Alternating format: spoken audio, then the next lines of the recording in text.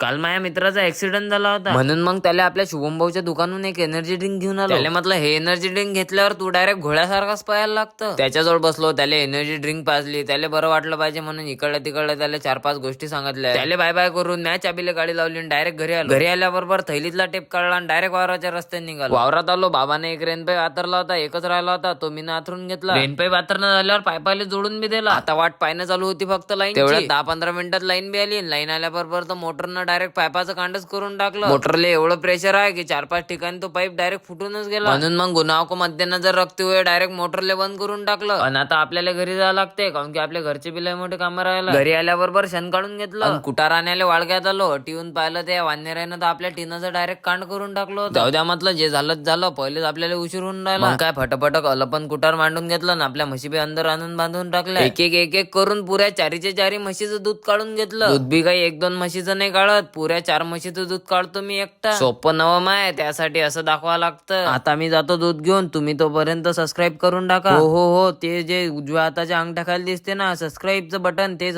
दाबून टाका बरं.